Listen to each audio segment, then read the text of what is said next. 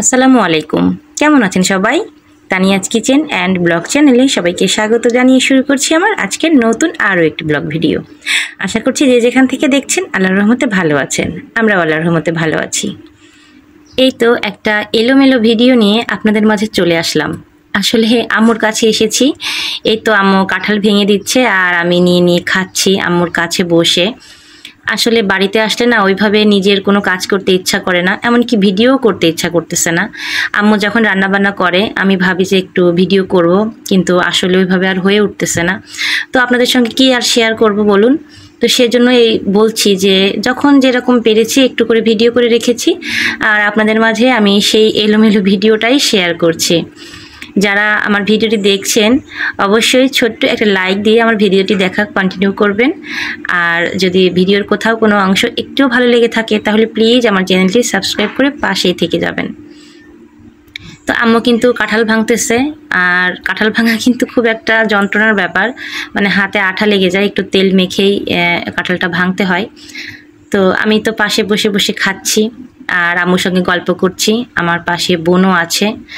আসলে আম্মুর কাছে বসে মানে লবণ দিয়েও যদি ভাত খাওয়া যায় তাও মনে হয় যে অনেক তৃপ্তি লাগে, ভালো লাগে।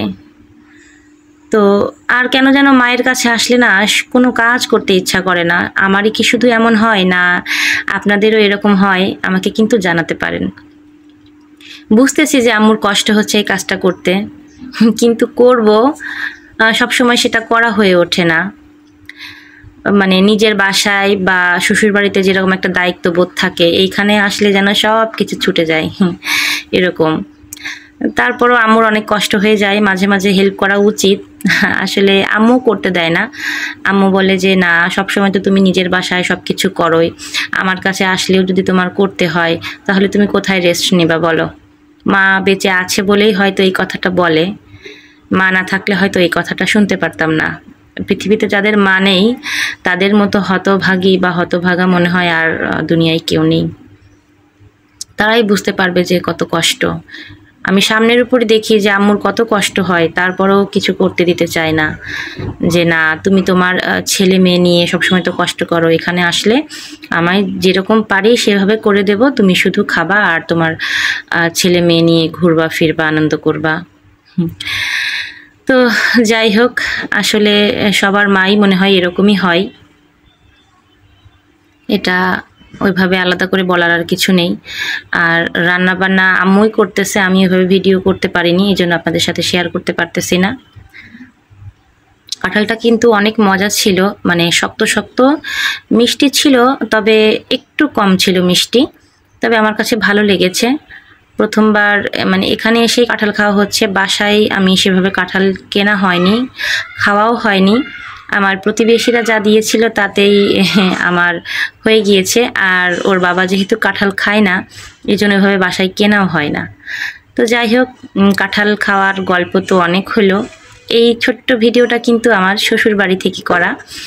আমার দেবর অনেকগুলো এই খরগোশ পোষে, দেখতে কিন্তু খুব ভালো লাগে। মানে কিউট কিউট বেবিগুলো আমার কাছে খুব ভালো লাগে। আমার ছোট ছেলে তো নিয়ে এসেই বিড়ালের বাচ্চার মতো খেলা করে, দেখতে খুব ভালো লাগে।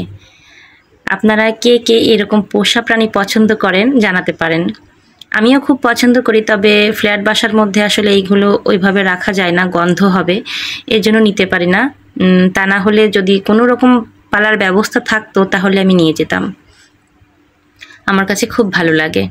তো আম্মুর কাছে যখন বসে কাঁঠাল খাচ্ছিলাম তার পরপরই কিন্তু এই যে বৃষ্টি শুরু হয়ে গেছে।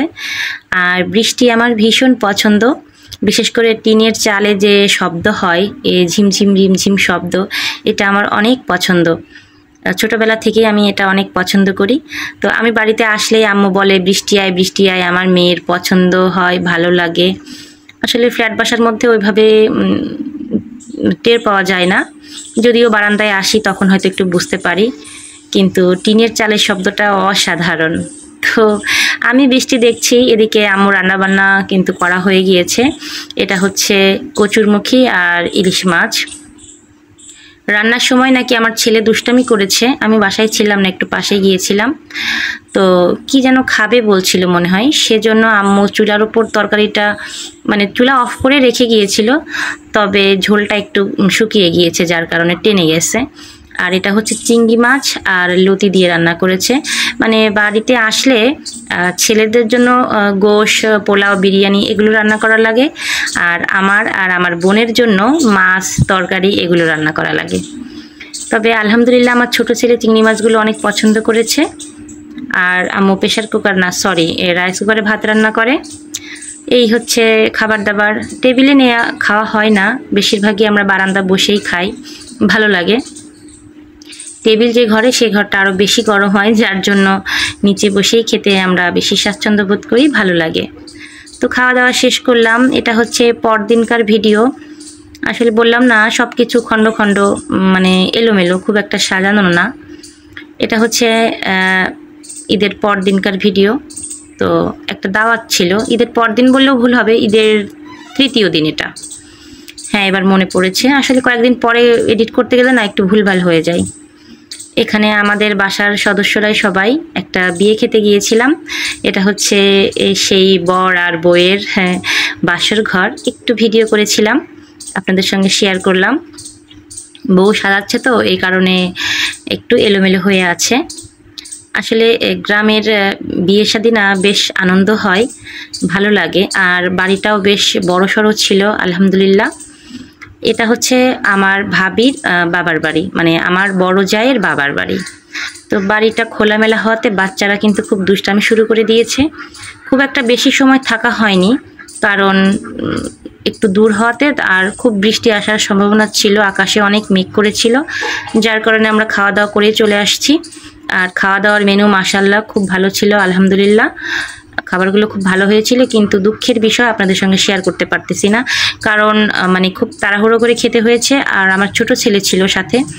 আর একটা কথা কি, সবার সামনে না ওইভাবে ক্যামেরা করতে আমার খুব একটা ভালো লাগে না, এমনিতে অপরিচিত জায়গা, খুব আনইজি লাগতেছিল। তো কথা বলতে বলতে কিন্তু আমার ভাবির বাবার বাড়িটাও খুব ভালোভাবে দেখিয়ে দিলাম। আর সামনে হচ্ছে এই জায়গাটাতে প্যান্ডেল করেছে, এর মধ্যে খাওয়া দাওয়ার আয়োজন করা হয়েছে। গ্রামের বাড়ি তো মাশাআল্লাহ বেশ জায়গা ছিল, চারপাশ ঘিরে গাছগাছালি, পুকুর, পাশে ক্ষেত, ভালো লাগতেছিল। আসলে গ্রামের যে জায়গা, এটা তো এমনিতে সবাই পছন্দ করে। আর বিয়ে বাড়িতে এসেছি, পান না খেলে কেমন হয় বলুন তো? তবে পান খেতে এসে দেখি যে কাঁচা সুপারি, এর জন্য ভয়ে আর আমি মুখে দেইনি। যদি মাথা ঘোরা শুরু করে তাহলে কি হবে বলুন, এই জন্য আর খাইনি। তো এটা হচ্ছে বাসার ভেতরকার যে পরিবেশ সেটা। তবে ওইভাবে করে বলতেছি যে ভিডিও করা হয়নি, এ পর্যন্তই করেছি। আলহামদুলিল্লাহ খুব ভালো লেগেছিল, খাওয়া দাওয়াগুলোও খুব ভালো হয়েছিল সব কিছু মিলিয়ে। তো আজকে আর ভিডিওটা বড় করব না, পরবর্তী ভিডিও দেখার আমন্ত্রণ জানিয়ে আজকের মতো এখানে বিদায় নিচ্ছি। সবাই ভালো থাকবেন, আল্লাহ হাফেজ।